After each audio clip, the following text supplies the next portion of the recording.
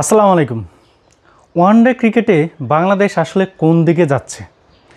যেই ফরম্যাটটাতে বাংলাদেশ সবচেয়ে বেশি ডমিনেটেড করত, যেই ফরম্যাটটাতে বাংলাদেশ সবচেয়ে বেশি ম্যাচ জিতত, যেই ফরম্যাটটা বাংলাদেশের সবচেয়ে বেশি ফেভারিট ফরম্যাট ছিল, সেই ফরম্যাটটাতে আজকে বাংলাদেশ নাজেহাল অবস্থা।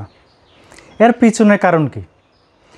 আপনি যদি সহজভাবে বলতে যান তাহলে বলাই যায় বাংলাদেশের পঞ্চপাণ্ডব যাওয়ার পরে এই ফরম্যাটটাতে বাংলাদেশ ছন্দ হারিয়েছে। বিশেষ করে সাকিব, তামিম, মুশফিক, মাহমুদুল্লাহ, রিয়াদরা যাওয়ার পরে বাংলাদেশ এই ফরম্যাটটাতে বিশাল নাজেহাল একটা অবস্থা আছে। বিশাল একটা ইন্দ্রপতন হয়েছে এই ওয়ানডে ফরম্যাটে।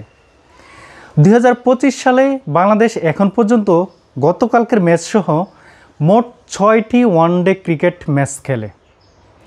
এই 6টিতে বাংলাদেশ 5টি হারে। চ্যাম্পিয়ন ট্রফিতে 2টি, পাকিস্তানের বিপক্ষে ম্যাচটি পরিত্যক্ত হয়েছে। ইন্ডিয়া এবং নিউজিল্যান্ডের সাথে বাংলাদেশ হেরেছে। শ্রীলঙ্কার সফরে বা শ্রীলঙ্কা সিরিজে বাংলাদেশ 3টি ওয়ানডে ম্যাচ খেলে, 2টিতে হারে, 1টি ম্যাচে জিতে। শেষ ম্যাচটাও আফগানিস্তানের বিপক্ষে বাংলাদেশ হেরেছে। তবে সবচেয়ে বিপজ্জনক কথা হলো এই যে 2025 সালে বাংলাদেশ 6টি ওয়ানডে ম্যাচ খেললো, এর কোনোটিতেই বাংলাদেশ 50 ওভার খেলতে পারেনি। বাংলাদেশ এই 50 ওভার না খেলতে পারার পিছনের কারণ হলো বাংলাদেশের কোনো নির্ভরযোগ্য ব্যাটিংই নাই, কোনো ধৈর্যশীল ব্যাটিংই নাই যে 50 ওভার ব্যাট করবে। আমি যদি গতকালকের ম্যাচটার কথা বলি, বাংলাদেশ টসে জিতে বাংলাদেশ কাপ্তান মিরাজ ব্যাটিং নিল। ব্যাটিংয়ে আসলো সাইফ হাসান নবাগত। গতকালকেই তার অভিষেক হয়েছিল। তার সাথে তানজিদ হাসান তামিম। তামিম অনেকগুলো ম্যাচেই খেলেছে বাংলাদেশের ওয়ানডে এবং টি20তে, টেস্ট ম্যাচেও খেলেছে। একদম ছন্দহারা দেখা গেছে তানজিদ হাসান তামিমকে, একদম ছন্দহারা দেখা গেছে। ওমর জয়ের শেষ 3টা বলে আউট হওয়ার আগে 3টা বলের থেকে একটা বলে সে ক্যাচ মিস করছে, সেখানে একটা লাইফ পাইছে। পরের বলটাতে ব্যাটের লোয়ার সাইডে একটা ইনসাইডেড হয়েছে, সেখানে কোনোভাবে বেঁচে গেছে। যেই বলটাতে আউট হয়েছে সেই বলটা তো একটা আউটসুইং বলে উইকেট কিপার হাতে ক্যাচ দিছে। এতে বলা যায় লাস্ট 3টা বল যে পেস করলো তানজিদ হাসান তামিম, সেখানে 3টা বলেই লাস্ট 3টা বল আউটসুইং ছিল। স্পষ্টভাবে দেখা যাচ্ছিল বলগুলো সবগুলো বলে আউটসুইং হইতেছিল। তারপরেও সে একটা গোছা দিল এবং আউট হয়ে আসলো। বেশি অনেকক্ষণ টিকতে পারেনি। একদম বাংলাদেশের এই দলটার বর্তমানে গতকালকে দলটার সবচেয়ে নির্ভরযোগ্য ব্যাটসম্যান শান্তের উপরে এই ম্যাচটা গুরুর দায়িত্ব ছিল। ব্যাটিংটা ধরে রাখা, রানটাকে আরেকটু আগে নেওয়া, ম্যাচটাকে আরেকটু আগে নেওয়া, কিন্তু সেই শান্ত একদম পুরোপুরি ব্যর্থ। মানে একটা আপিস করে আউট হয়ে গেলেন। তারপর বেশি অনেকক্ষণ টিকতে পারেনি। সাইফ হাসানও মাত্র 26 রান করেন। একটা লম্বা পার্টনারশিপ করেন তৌহিদ হৃদয় এবং কাপ্তান মেহেদি মিরাজ। সেই পার্টনারশিপটা ছিল 101 রানের। তৌহিদ হৃদয় এবং মিরাজের মধ্যে একটা ভুল বুঝাবুঝিতে তৌহিদ হৃদয় আউট হয়ে যান। বেশি অনেকক্ষণ টিকতে পারেনি মেহেদি মিরাজও। তৌহিদ হৃদয় যখন আউট হন তখন দলীয় রান 154, মেহেদি মিরাজ যখন আউট হন তখন দলীয় রান 175। 154 থেকে 121, এই 67 রান তুলতে বাংলাদেশের নাই 6 উইকেট। মানে একটা টি20 ম্যাচের কথা মনে আছে না শ্রীলঙ্কার বিপক্ষে সম্ভবত একটা কফি খাওয়ার সময়ও না, সেই সময়টাতে বাংলাদেশ প্রায় 6 থেকে 7 উইকেট হারায়। গতকালকেও সেম অবস্থা হয়েছে। এই যে সম্প্রতি টি20 সিরিজটা জিতলো আফগানিস্তানের বিপক্ষে, সেই আফগানিস্তানের বিপক্ষেই বাংলাদেশের ওয়ানডে ফরম্যাটে গতকালকে ওয়ানডে ম্যাচটা একটু দেখেন।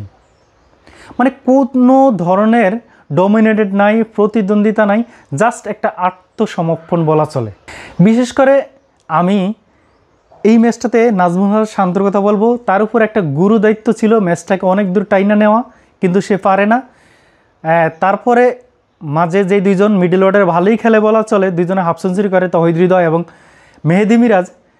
কিন্তু শেষ 6 জন ব্যাটিংয়ের মধ্যে আপনি সোহানকে ধরতে পারেন, জাকের আলীকে ধরতে পারেন, তানজিম হাসান সাকিবকে ধরতে পারেন, তারা কিন্তু কেউ ডোমিনেট করতে পারে না, একদম টিকতেই পারে না। জাকির আলী অনেক তো সিমগান চাবাইতে চাবাইতে আসলেন, আবার সিমগান চাবাইতে চাবাইতে গেলেন।